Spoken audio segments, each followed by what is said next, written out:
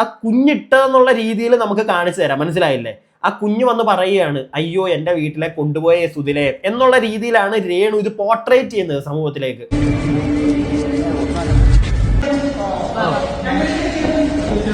കാണിക്കേണ്ടതെല്ലാം ആവശ്യത്തിന് ഓൺലൈൻ മീഡിയക്കാരുടെ മുമ്പിൽ കാണിച്ചു കൊടുത്തിട്ട് അവസാനം പുതപ്പ് വെച്ച് മൂടി ഒരു ഷോ ഓഫും അല്ലയോ രേണു സുധി എന്ന രേഷ്മ പി തങ്കച്ച.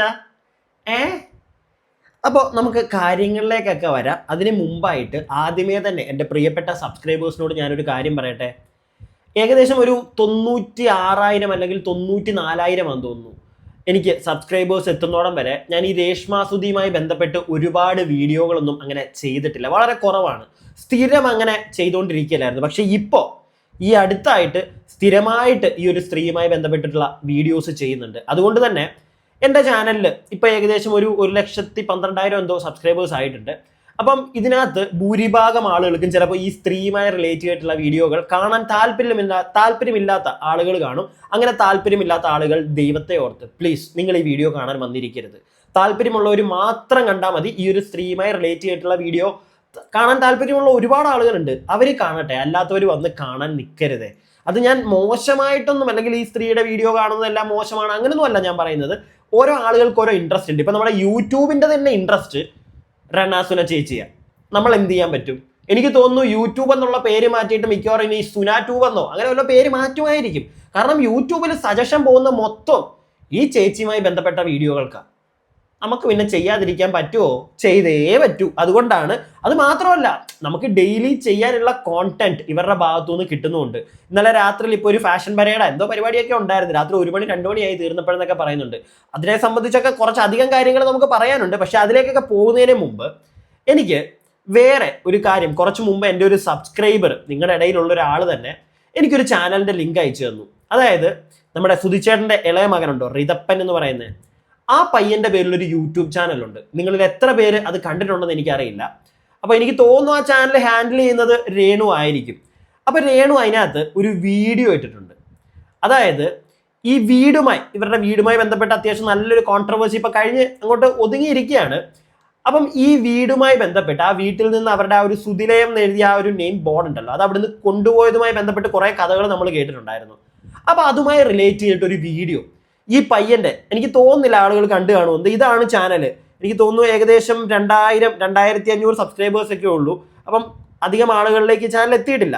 സുധിച്ചേട്ടൻ്റെ റിതപ്പൻ എന്ന് പറയുന്ന ഒരു ചാനലാണ്. അതിനകത്ത് രണ്ടാമത് ഇപ്പോൾ കാണുന്ന ഒരു വീഡിയോ ഉണ്ടല്ലോ, അത് ഈ സാധനം മറ്റേ എന്താണ്, എൻ്റെ വീട്ടിലെ സുധിലയം കൊണ്ടുപോയി എന്ന് പറഞ്ഞ് ഒരു ക്യാപ്ഷനും കൊടുത്തിട്ട് ഒരു വീഡിയോ ഇട്ടിട്ടുണ്ട്. എൻ്റെ വീട്ടിലെ സുധിലയം കൊണ്ടുപോയി എന്ന് പറഞ്ഞ്. ഇത് റിതപ്പൻ്റെ പേരിലുള്ള ഒരു ചാനലാണ്. അതുകൊണ്ട് തന്നെ ആളുകൾ നമ്മളിത് കാണുമ്പോഴത്തേക്ക് ആ പയ്യൻ ഇത് പറയുന്നതായിട്ടേ നമ്മളെല്ലാവരും എടുക്കുകയുള്ളൂ. പക്ഷെ അത് വളരെ കുഞ്ഞൊരു ചെറുക്കനാണ്, ഒരിക്കലും അത് എഴുതിയിടാൻ ചാൻസ് ഇല്ല. രേണു തന്നെ ചെയ്തതായിരിക്കാം. അപ്പോൾ എഴുതി വെച്ചിരിക്കുന്നത് എൻ്റെ വീട്ടിലെ സുധിലയം കൊണ്ടുപോയെന്നും പറഞ്ഞ്. ഈ സുധിലയം കൊണ്ടുപോയെങ്കിൽ അത് കൊണ്ടുപോകാനുള്ള കാരണക്കാരി അത് ആരാണ്? അല്ലെങ്കിൽ കാരണക്കാരൻ നമ്മൾ ആരെങ്കിലും ആണോ? അല്ല, കാരണക്കാരിയുണ്ട്.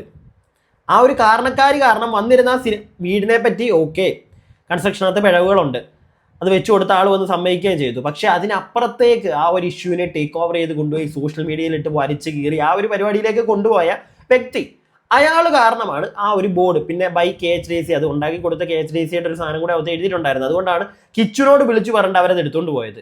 ആ സാധനം ഒരു വീഡിയോ ആയിട്ട് ഈ ഒരു റിതപ്പൻ്റെ ചാനലിൽ ഇട്ടിട്ടുണ്ട്. നിങ്ങളിതൊന്ന് കാണണേ.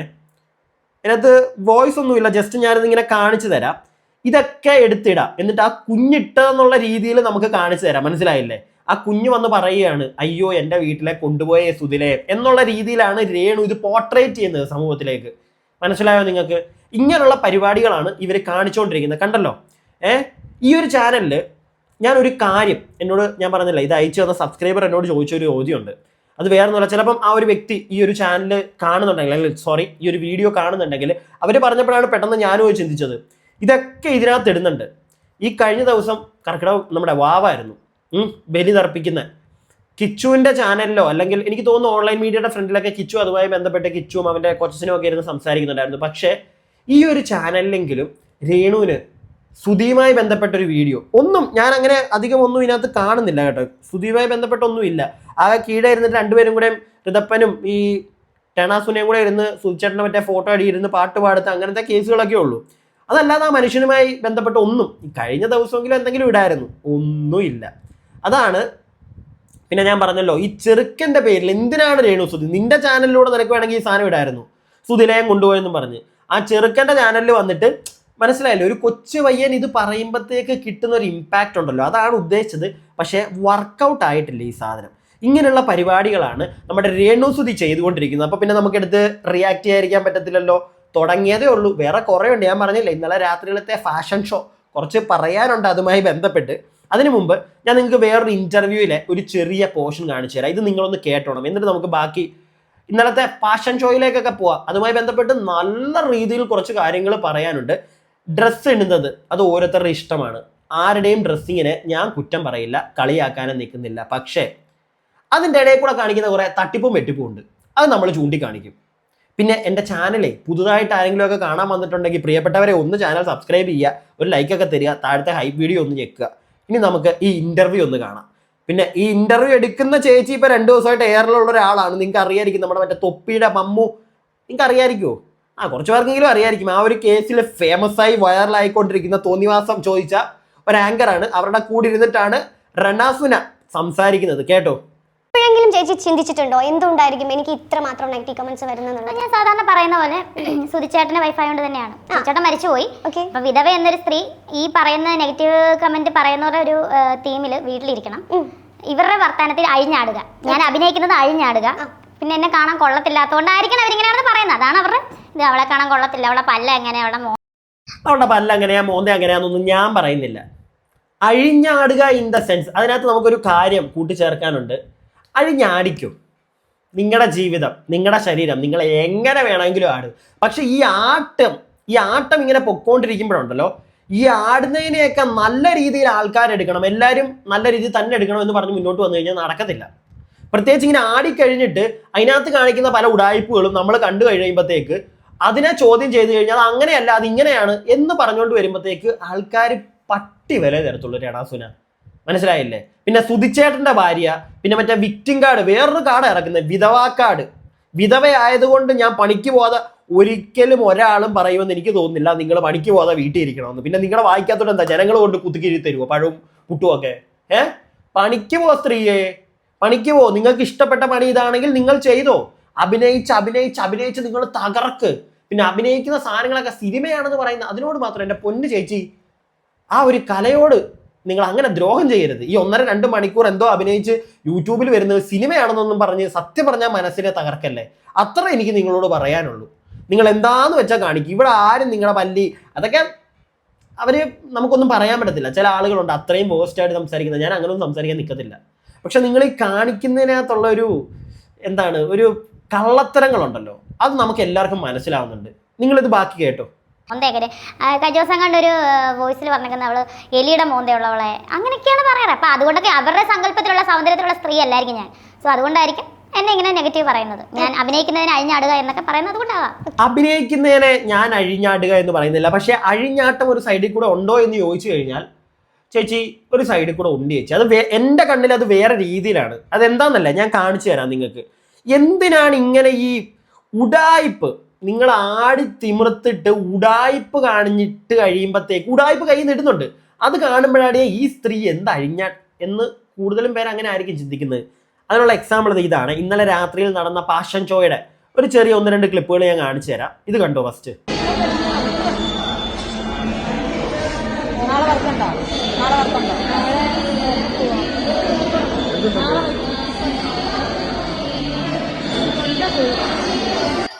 തൊണ്ട പോയോ ചേച്ചി? ഞായറാഴ്ച ചേച്ചിക്ക് ഫാഷൻ ഷോ, ഇന്ന് ചേച്ചിക്ക് കുറ്റിപ്പുറത്ത് വർക്ക്. നല്ല കാര്യം. കുറ്റിപ്പുറത്ത് പോയി കുറ്റിയിരുന്ന് ചേച്ചി പണിയെടുക്ക്, ഒരു കുഴപ്പമില്ല. കുറ്റിയാലിരുന്ന് നല്ല കാലത്തിന് പണിയെടുത്തു. ഇവിടെ ആരും ചേച്ചി ഒന്നും പറയത്തില്ല. അടുത്തൊരു സാധനം കണ്ടേ.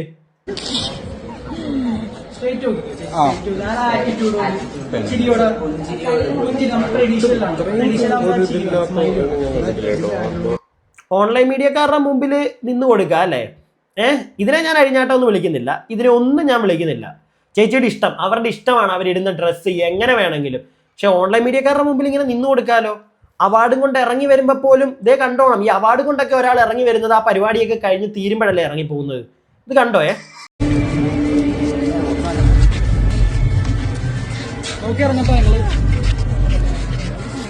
ഒരു പരിപാടി കഴിഞ്ഞ് അവിടുന്ന് പോകുമ്പോൾ അവാർഡൊക്കെ കയ്യിലിരിപ്പുണ്ട്, ഓക്കെ. പക്ഷെ ഇതിന്റെ ഇടയ്ക്ക് വേറൊരു സ്ഥലത്ത് വെച്ച് ഓൺലൈൻ മീഡിയക്കാരുടെ മുമ്പിൽ നിന്ന് തന്നെ ഇവർ വേറൊരു ഷോ കാണിക്കുന്നുണ്ട്. ഇതൊന്ന് നോക്കിക്കോണേ.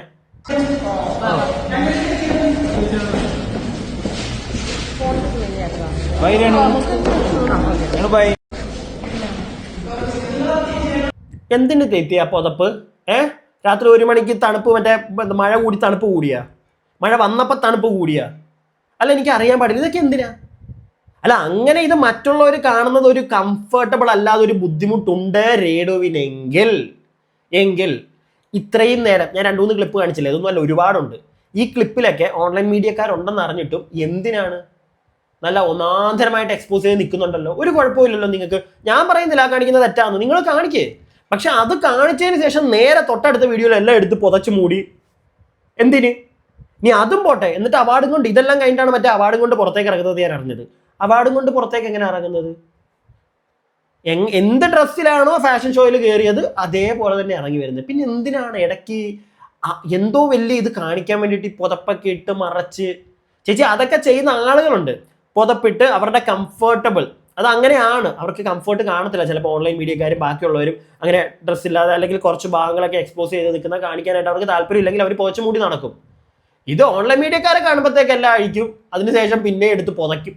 എന്തിന്? ഇതൊക്കെ കാണുമ്പോഴാണ് ചിലപ്പോൾ ചില ആളുകൾ അഴിഞ്ഞാട്ടക്കാരി എന്ന് ചിലപ്പോൾ നിങ്ങളെ വിളിച്ചു പോകുന്നത്. എനിക്കറിയില്ല, ഞാൻ വിളിക്കുന്നില്ല, പോട്ടെ. നിങ്ങളെല്ലാം പറയുന്ന പോലെ തന്നെ നിങ്ങൾ ജീവിക്കാൻ വേണ്ടിയാണല്ലോ, അതുകൊണ്ട് ഞാനൊന്നും പറയുന്നില്ല. പക്ഷെ ഇങ്ങനെയുള്ള കാര്യങ്ങൾ കാണുമ്പോൾ ആൾക്കാർക്ക് നിങ്ങളെ നെഗറ്റീവ് പറയാൻ തോന്നും. അത് നിങ്ങൾ മനസ്സിലാക്കണം. അത് മനസ്സിലാക്കി നിങ്ങളുടെ സ്വഭാവം തന്നെ നിങ്ങളൊന്ന് കുറച്ച്, നിങ്ങൾ മറ്റുള്ളവരെ കണ്ടിട്ട് അല്ലെങ്കിൽ മറ്റുള്ളവർക്ക് വേണ്ടി നിങ്ങളുടെ സ്വഭാവം നന്നാക്കാനല്ല ഞാൻ പറയുന്നത്. പക്ഷെ അറ്റ്ലീസ്റ്റ് ഈ സമൂഹത്തിൻ്റെ മുമ്പിൽ അല്ലെങ്കിൽ ഈ സോഷ്യൽ മീഡിയയിലൂടെ ഓൺലൈൻ മീഡിയക്കാരുടെ മുമ്പിൽ വരുമ്പോഴെങ്കിലും കുറച്ച് ഒന്ന് ബുദ്ധി ഉപയോഗിച്ച് കാര്യങ്ങൾ മുന്നോട്ട് കൊണ്ടുപോകാൻ ശ്രമിക്കുക. അങ്ങനെയാണെങ്കിൽ നിങ്ങൾക്ക് വലിയ പ്രശ്നങ്ങളൊന്നും വരത്തില്ല തൽക്കാലത്തേക്ക്. ഇനിയിപ്പം ബിഗ് ബോസിലോട്ട് പോയി തിരിച്ചിറങ്ങുമ്പോൾ ബാക്കിയെല്ലാം കഥം കൂതമായിട്ട് കിട്ടുമെന്നാണ് എനിക്ക് തോന്നുന്നത്. എനിക്ക് ഈ സാധനങ്ങളൊക്കെ കണ്ടപ്പോൾ എൻ്റെ അഭിപ്രായങ്ങളൊന്ന് പറയണമെന്ന് തോന്നി. പിന്നെ രേണു അല്ലെങ്കിൽ രേണുവിനെ അറിയാവുന്ന ആളുകൾ കാണുന്നുണ്ടെങ്കിൽ റിതപ്പൻ്റെ അക്കൗണ്ടിൽ കൂടെ, ആ ചെറുക്കൻ്റെ പേരിലുള്ള അക്കൗണ്ടിൽ കൂടെ കയറി ഇങ്ങനെയുള്ള പരിപാടികൾ കാണിക്കാതിരിക്കും. ഒരുമാതിരി നാട്ടുകാരുടെ മുമ്പിൽ അയ്യോ എല്ലാം കൊണ്ടുപോയേ, സുതിലയം കൊണ്ടുപോയേ, അത് കാണിച്ചു വെച്ചതാരാ അങ്ങനെ കൊണ്ടുപോകാനായിട്ട്? അതും കൂടെ ഒന്ന് ഓർത്താൽ മതി. ഞാൻ എൻ്റെ അഭിപ്രായങ്ങൾ പറഞ്ഞു. നിങ്ങളുടെ അഭിപ്രായം താഴെ കമന്റ് ബോക്സിൽ പറയുക. വീഡിയോ ഇഷ്ടപ്പെട്ടാൽ ലൈക്ക് ചെയ്യുക. സബ്സ്ക്രൈബ് ചെയ്യാതെ കാണുന്ന പ്രിയപ്പെട്ടവരെ സബ്സ്ക്രൈബ് ചെയ്യുക. പിന്നെ കൂടാതെ വേറൊരു കാര്യം കൂടെ പറയാം, സോഷ്യൽ റിലവൻ്റ് ആയിട്ടുള്ള കണ്ടന്റുകൾ ഞാൻ ചെയ്യും. ഇടയ്ക്കിടയ്ക്ക് ഞാൻ അവിടെ ഇവിടെയൊക്കെ ആയിട്ട് ചെയ്യുന്നുണ്ടല്ലോ. പക്ഷെ സ്ഥിരം നമുക്കത് ചെയ്യാനായിട്ടുള്ള ഇപ്പോഴത്തെ സിറ്റുവേഷനിൽ കണ്ടന്റുകളില്ല. മനസ്സിലായില്ലേ? ഒന്നാമത് കണ്ടന്റ് ശോകമാണ്. പിന്നെ ഉള്ളത് മൊത്തം യൂട്യൂബ് തന്നെ സജസ്റ്റ് ചെയ്തടാ, ചെയ്യടാ റേണു സുധിയെ ചെയ്യടാ എന്നും പറഞ്ഞാണ് യൂട്യൂബ് വരുന്നത് നമ്മുടെ അടുക്ക്. പിന്നെ നമ്മൾ എന്ത് ചെയ്യും? അതുകൊണ്ടാണ് പ്രിയപ്പെട്ടവരെ മനസ്സിലാക്കുക, സോഷ്യൽ ആയിട്ടുള്ള പ്രോപ്പർ സാധനങ്ങൾ ഞാൻ അവിടെ ഇവിടെയൊക്കെ ആയിട്ട് എന്തെങ്കിലും ചെയ്യാറുണ്ട്. ഞാൻ സ്ഥിരം അത് ചെയ്യും. എനിക്കതാണ് ഏറ്റവും കൂടുതൽ ഇൻട്രസ്റ്റും ഉള്ളത്. മനസ്സിലായല്ലോ? അപ്പോൾ അടുത്ത വീഡിയോ ആയിട്ട് നമുക്ക് കാണാം. അതുവരേക്കും ബൈ ബൈ.